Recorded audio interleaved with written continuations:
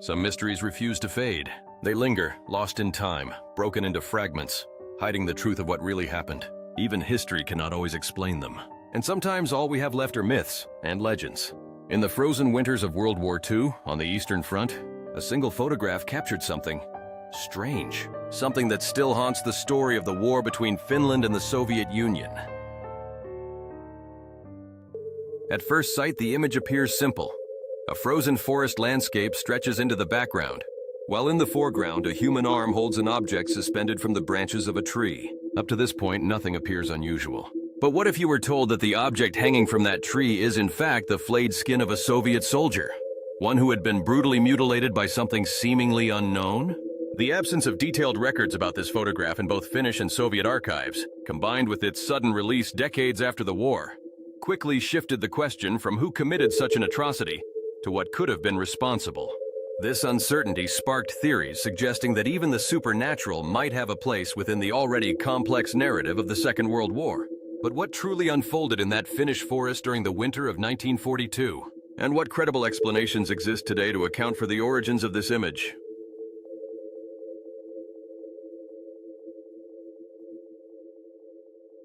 In 2006, Finnish journalist Anna-Stina Nykänen released a photographic report revealing a collection of 300 images declassified by the Finnish government, exposing some of the most graphic and disturbing scenes from both the Winter War and the Continuation War. By decision of the Finnish Armed Forces, these images had remained hidden since the end of the Second World War, out of concern that their release might provoke a hostile reaction from their then Soviet neighbor. The photographs depicted everything from the half-naked bodies of Finnish women and children executed by Soviet troops to stark images of summary killings and heaps of frozen soldiers' corpses. Yet among them, one photograph stood apart, both because of its content and the official description provided by the Finnish Armed Forces, which, according to the journalist, revealed one of the most horrifying realities of war. The official description read, "Finnish soldiers displaying the skins of Soviet soldiers near Maselka, along the shore of Lake Seisjärvi, during the Continuation War on December 15, 1942. Meanwhile, the original caption stated, "An enemy reconnaissance patrol, cut off from food supplies, had slaughtered several members of their own group and consumed most of them." According to the 31st edition of the Finnish Journal of Military History, the photograph in question belongs to a set of 3 images secretly taken by Finnish soldiers. Although this particular image, showing the flayed skin of a Soviet soldier, became the most widely circulated among Finnish war collections and archives, it was not the most graphic depiction of the event. The other 2 captured close-up views of the victim's severed head and removed internal organs. For obvious reasons, those images cannot be shown here, but all relevant links to the full gallery are available in the description below. Given the limited information and the extraordinary nature of the photograph, which for years was believed to be the only visual record of this event, many began to question whether a human being, weakened by starvation, freezing temperatures, and relentless combat, could possess both the strength and brutality required to mutilate a comrade, skin him so precisely, and ultimately consume him. Despite this, the first question that emerged during my own research was simple. If this truly was a case of cannibalism among Soviet soldiers, why go through the effort of carefully skinning the bodies, especially under such extreme weather conditions? Although the accompanying description suggests cannibalism, no historian, Russian, Finnish, or otherwise, chose to thoroughly investigate the incident at the time. It was not until 2014, 8 years after the photograph's release, that Finnish historian Olli Klimola, alongside researchers Aki Kinnunen and Virpi Kivioja, introduced new insights into what may have actually occurred. In their joint work album of Unknown Soldiers, pages 120 and 121 provide further clarity. The images presented there show the skin, head, and internal organs of a Soviet soldier killed by members of his own unit. In 1994, during an investigation into cannibalism in the Winter and Continuation Wars, Näköposti magazine published an interview with an anonymous Finnish veteran who had witnessed the events shown in these images, offering additional context. The events trace back to December 15, 1942, when a Finnish patrol encountered a Soviet patrol in the act of cooking the flesh of one of their dead comrades. The interviewed veteran had interrogated one of the survivors, Second Lieutenant Jaakko Anttila, a Finnish communist who had defected to the Soviet Union in 1932. Anttila explained that his patrol had been assigned to observe enemy troop movements along the roads near Lake Seisjärvi in Soviet Karelia. then under Finnish control. However, they were spotted by Finnish forces, and during the ensuing firefight, 2 members of the patrol were killed.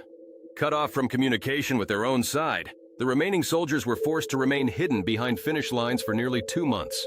By that point, of the original 6-man unit, only 2 Ukrainian soldiers, a Finnish corporal who had defected to the Soviet Union, and Antila himself remained alive. When one of the Ukrainians broke his leg and could no longer continue, Antila shot him without hesitation. Together with the others, he then consumed his body. After their supplies were exhausted once more, they attempted to return to friendly territory by crossing Lake Seisjärvi, but failed.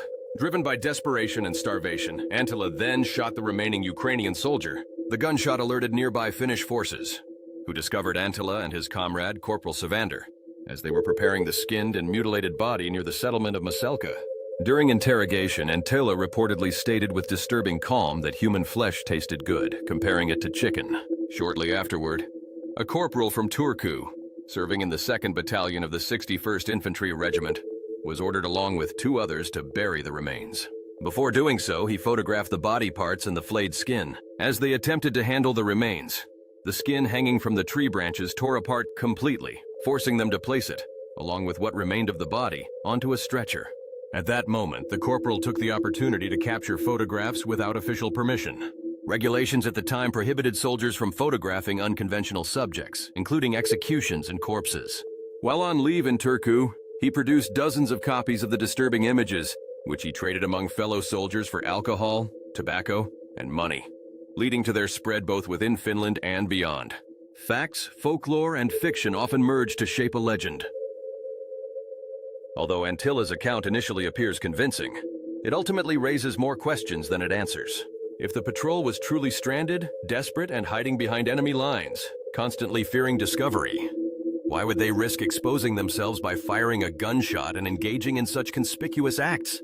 Additionally, the psychological conditioning of Soviet soldiers cannot be ignored. As historian William Trotter explains, propaganda had instilled the belief that capture by the Finns meant certain torture and death. Under such conditions, it seems unlikely that a patrol would act in a way that so openly revealed its position. While cases of cannibalism during the Second World War are documented, the event at Lake Seisjärvi remains deeply questionable. After all, even seasoned soldiers were not accustomed to stretching mutilated human skin for display. Whether this was an act of madness, an extreme survival response, or something far more disturbing and unexplained, one fact remains. The discovery of that Soviet patrol in the frozen Finnish forest gave rise to one of the most unsettling and mysterious images of the Second World War.